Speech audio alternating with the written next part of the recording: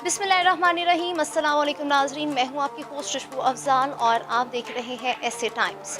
नाज़रीन, आज के प्रोग्राम में मैं आपकी मुलाकात करवाने जा रही हूँ एक बहुत ही स्पेशल यंग एथलीट से, जिन्होंने इंटरनेशनल लेवल पे जाके पाकिस्तान का नाम रोशन किया है और हमारे सर फ़ख्र से बुलंद कर दिए हैं। जी हाँ नाज़रीन, मैं बात कर रही हूँ अहमद अमीन बोदला के सामने। सो गाइस, इस टाइम हमारे साथ पाकिस्तान के फेमस एथलीट अहमद अमीन बोदला साहब मौजूद हैं। आइए इनसे बात करते हैं और इनसे जानते हैं कि इस टाइम इन्होंने इंटरनेशनली तौर पे पाकिस्तान का नाम जो है वो फेमस किया है और क्या क्या वर्ल्ड रिकॉर्ड इन्होंने बनाए हैं और क्या क्या इनकी अचीवमेंट है। आइए इन्हीं से बात करते हैं और इनसे जानते हैं। सबसे पहले Ahmed, thank you so much, आपने अपना कीमती टाइम दिया। तो आप हमारी ऑडियंस के साथ शेयर कीजिए कि आपने कौन कौन से वर्ल्ड रिकॉर्ड अभी तक बनाए हैं। 12 गिनेस वर्ल्ड रिकॉर्ड कायम कर चुका हूँ मैं, और मैं 2011 में वर्ल्ड रिकॉर्ड ब्रेक करना शुरू किए थे।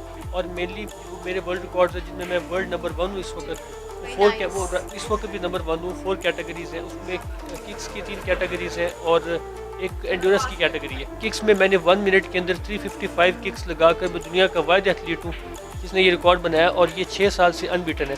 1 आवर के अंदर 7000 किक्स मारी, ये भी अनबीटन है, और 3 मिनट्स में 801 किक्स मारी, ये भी अनबीटन है पिछले 6 साल से। मैं पाकिस्तान का वाहिद एथलीट हूँ जिसको अमेरिकन हॉल ऑफ फेम से अवार्ड मिला है, और ये 2015 में मुझे मिला, और आउटस्टैंडिंग मार्शल आर्टिस्ट का अवार्ड मिला। 4th ब्राउन ब्लैक बेल्ट मेरा इस साल वर्ल्ड ताइक्वांडो फेडरेशन से हो जाएगा, और पिछले 6 साल से मैं मार्शल आर्ट्स की कोचिंग नेशनल लेवल पे कर रहा हूँ। और मैशफिट नामी एकेडमी मैंने पाकिस्तान में स्टार्ट जिसके हम अब तक 12 इंटरनेशनल प्लेयर प्रोड्यूस कर चुके हैं हम। आपने तो इस हवाले से अकेडमी बनाई है, लेकिन आप क्या समझते हैं कि इसका परमानेंट हल क्या होना चाहिए? पाकिस्तान को क्या करना चाहिए, पाकिस्तान की गवर्नमेंट? देखिए, अब बहुत चेंजेस करने की ज़रूरत है। अगर हम ग्रास रूट लेवल पे बात करें तो यहाँ पर हमारे पास फैसिलिटीज़ का ही बुरहान है। स्ट्रेट अवे फैसिलिटीज़ ही पूरी नहीं है। अब जब फैसिलिटीज़ पूरी नहीं है, आज से कुछ अर्सा पहले स्पोर्ट्स का एक बेहतर होने का रीज़न ये भी था कि सोर्स ऑफ एंटरटेनमेंट जो है वो इस तरह की फ़िज़िकल स्पोर्ट्स थी। अब जब मोबाइल और वर्चुअल चीज़ों कॉमन होगी, ज़्यादा कंप्यूटर गेम्स कॉमन होगी, तो बच्चों का सोर्स ऑफ एंटरटेनमेंट वो बन गई।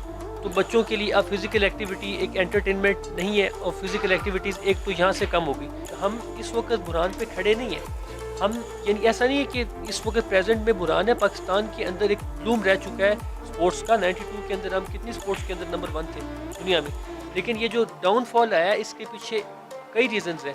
एक तो रीज़न ये है कि क्रिकेट के अलावा हर स्पोर्ट को पाकिस्तान में स्पोर्ट नहीं समझा जाता। क्रिकेट एक ऐसी चीज़ है जो आपके सारे स्पोर्ट्स चैनल्स के ऊपर, आपके नेशनल चैनल्स जो हैं उनके ऊपर क्रिकेट को सिर्फ दिखाया जाता है, और लोगों के लिए क्रिकेट ही एक ऐसी चीज़ है जिसके कॉमन पर्सन से, आप एक आम पाकिस्तानी से आप किसी स्पोर्ट्समैन का पूछें तो वो आपको क्रिकेटर्स के बारे में सब 11 के 11 खिलाड़ियों के बारे में बता देगा।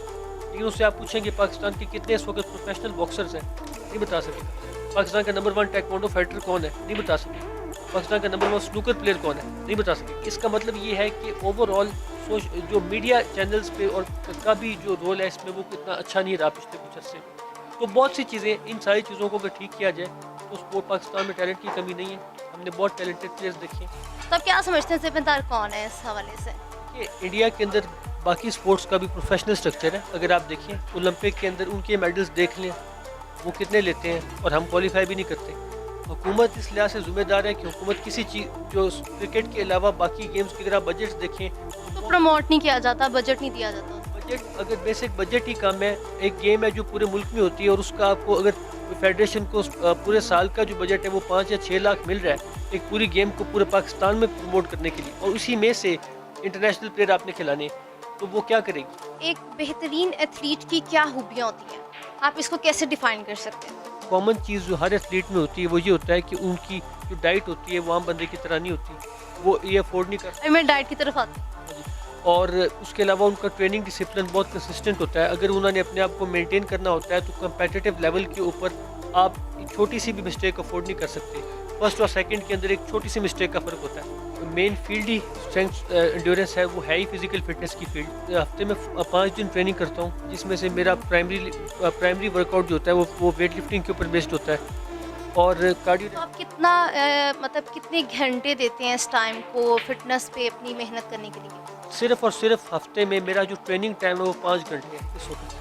तो ये ऐसा नहीं है कि आप, अगर एक चीज़ है कि साइंटिफिकली ट्रेन करना, एक चीज़ है कि लोगों के जहन में है कि अच्छा यार ये 6-6 घंटे ट्रेन करता है, ऐसा नहीं होता। शुरू में कोई मेहनत ज़्यादा करनी पड़ती है कि मतलब विद द पैसे जो टाइम आपको मेरे थोड़ा टाइम कम करना पड़ता है, कुछ इस तरह होता है, कोई इस तरह का कनेक्शन होता है, तो शेयर करें। कनेक्शन होता है। स्टार्ट के अंदर आपके जो बेस के ईयर्स होते हैं वो मुश्किल होते हैं, लेकिन ये specifics to my sport only, जो मैं वर्ल्ड रिकॉर्ड्स ब्रेक करता हूँ, ये इसके लिए स्पेसिफिक है फिटनेस को क्योंकि हमने स्ट्रेंथ बिल्ड करनी होती है। उसमें अगर हम मसल रिकवरी को टाइम नहीं देंगे तो हम स्ट्रेंथ इंप्रूव नहीं कर सकते। आपकी इंस्पिरेशन क्या थी जिसकी वजह से आपने इतना वर्ल्ड रिकॉर्ड बनाया और इंटरनेशनली तौर पे पाकिस्तान का नाम फेमस किया? मेरी मोटिवेशन कोई बंदा नहीं था, मुझे अस्थमा था 15 साल की एज तक, और मैं बहुत स्टेमिना कम था।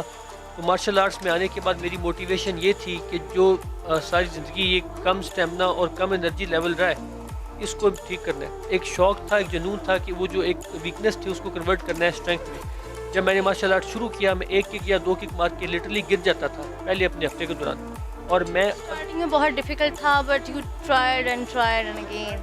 और अब मैं दुनिया का अल्हम्दुलिल्लाह वाहिद बंदा हूँ जिसने 1 घंटे में एक टांग से 7000 किक्स मारी हैं। 6 साल से अनबीटन है।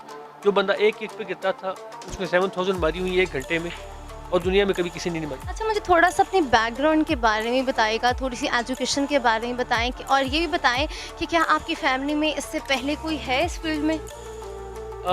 मेरे बेसिकली मेरा तल्लुक एक मिलिट्री की फैमिली से है। मेरे फादर रिटायर्ड ब्रिगेडियर हैं, तो हम जो है वो, हाँ जी, रिसिप्ट तो खैर नहीं है, लेकिन ये कि हम जो है वो पूरे पाकिस्तान में डिफरेंट जगहों पे मैं रहा हूँ, और मेरी एजुकेशन जो है वो एक जगह से नहीं, कई जगह से। जो पहले FSC तक जो एजुकेशन है, जो डिग्री है मेरी computer science graduate university of Lahore से, और मैं इसके अलावा एक्सरसाइज साइंस में मैं international sports science association of America से सर्टिफाइड ट्रेनर हूँ, और मैं फिटनेस कोचिंग अल्हम्दुलिल्लाह साइंटिफिकली करता हूँ। अच्छा, और साथ से ये बताएं कि रिसेंटली अगर अभी की बात की जाए तो आप अभी नेशनली तौर पे क्या कर रहे हैं और इंटरनेशनली तौर पे क्या कर रहे हैं, तो ज़रा ये थोड़ा सा बताइएगा। अपने स्टूडेंट्स को प्रिपेयर कर रहा हूँ डिफरेंट एक्टिविटीज़ के लिए। मैं अब नेशनल अकेडमी में ये अकेडमी में अब मैं नेशनल चैम्पियनशिप जो है वो खुद उसमें हिस्सा नहीं लेता, बच्चों को प्रिपेयर करता हूँ। और इंटरनेशनली मेरा अब ये है कि डिफरेंट हमारे जो एक तो वर्ल्ड रिकॉर्ड्स का सिलसिला साथ साथ चल रहा है, और वो ऐसे गार्डन के तावन के साथ अल्हम्दुलिल्लाह चल रहा है। जो दुनिया में एक्सरसाइज की अगर हम बात करें, फिटनेस की, तो कई तरह की गेम्स हैं। पावर लिफ्टिंग और है, वेट लिफ्टिंग और है, कैलिस्थेनिक्स और है, क्रॉसफिट और है, स्ट्रेंथ एंड्योरेंस जो फील्ड है जिसमें 1 मिनट में कोई वेट के साथ पुशअप करना, वेट के साथ प्लाई करना, इस तरह के इवेंट्स आते हैं। इस तरह की कोई दुनिया में बॉडी पहले नहीं थी, अब बनने जा रही है। ठीक है, अब उसके अंदर जब वो कंपटीशंस होंगे तो मुझे अल्हम्दुलिल्लाह एडवांटेज है दुनिया के बड़े एथलीट्स में जो उसमें हिस्सा लेंगे कि मैं पिछले 6-7 साल से यही काम कर रहा हूँ। तो उनके साथ जब कंपटीशन होगा इंशाल्लाह, तो उसमें ही पाकिस्तान की नुमाइंदगी वर्ल्ड स्टेज पे करूँगा इंशाल्लाह ताला। जैसे कि आपने बताया कि आपकी अपनी अकेडमी है, वहाँ पे यंगस्टर्स आके आपसे ट्रेनिंग भी लेते हैं, तो आप क्या देख रहे हैं कि कितना स्कोप आपको फील हो रहा है पाकिस्तान में, किस हद तक जो नौजवान हैं वो इसका शौक़ रख रहे हैं एथलीट का? नौजवान हमारे अल्हम्दुलिल्लाह बहुत टैलेंटेड है। अगर हम बच्चों की बात करें, बच्चे बहुत टैलेंटेड हैं, लेकिन पेरेंट्स उतने कोऑपरेटिव अपने बच्चों के साथ नहीं है। मैंने बहुत से टैलेंट ऐसे देखे हैं कि जिनको देख के लगता है कि यार ये अगर मेहनत करता रहा, ये ओलंपिक लेवल का टैलेंट है, लेकिन अभी पेरेंट्स सोचते हैं अब इसने ट्यूशन पढ़नी है, अब इसका ये है, अब इसका तुम डॉक्टर बनो या तुम इंजीनियर बनो, तो वो बच्चे को पैशन फॉलो नहीं करने देते। अगर आप पैशन, पेरेंट्स आपको सपोर्ट नहीं कर रहे, आप कुछ भी नहीं कर सकते इसमें। गवर्नमेंट ने करना नहीं, अगर पेरेंट्स भी नहीं करेंगे तो तब सारी जहाँ से ख़त्म हो जाएगी। 8 साल तक मुझे प्रोफेशनल बने हुए 8 साल हो गए। मैं सिर्फ 18 साल का था जब मैं पहला वर्ल्ड रिकॉर्ड तोड़ चुका था, और 8 साल में मुझे किसी कंपनी ने स्पॉन्सर नहीं किया। मेरे सारे जो एक्सपेंडिचर है मेरे पेरेंट्स ने बेयर किए, मेरी ट्रेनिंग के, मेरी each and everything, world record attempts की। ठीक है, यानी कि आपकी सक्सेस के पीछे आपके पेरेंट्स का हाथ है, अगर ऐसे कहा जाए तो गलत ना होगा। बिल्कुल इसी तरह अगर पेरेंट्स ना सपोर्ट करें, पेरेंट्स बाकियों की तरह करें कि अब तुमने अकेडमी जाना है, तुमने पढ़ना है। और मज़े की बात ये कि मैं स्टूडेंट भी, मैं जो है वो 4th या 5th नंबर पे ग्रेजुएट हुआ था university. I was a very good student, लेकिन वो इसलिए था कि मेरे पे कोई मेंटल प्रेशर नहीं था। ठीक है अहमद, आपने वर्ल्ड रिकॉर्ड भी बना लिया, आपने जो चाहा आपने हासिल किया और अपनी मनपसंद फील्ड में भी आ पाए। तो अब ज़रा अगर हम फ्यूचर की बात करें तो आप अभी फ़िलहाल आपके क्या गोल्स हैं और क्या टारगेट्स हैं, फ्यूचर प्लान क्या रखते हैं आप? गोल ये है कि इस वक्त मेरे 12 officially approved Guinness world records हैं 8 साल में किए। गोल ये है कि अगले 1 साल में हर महीने एक वर्ल्ड रिकॉर्ड ब्रेक करना है गिनेस का।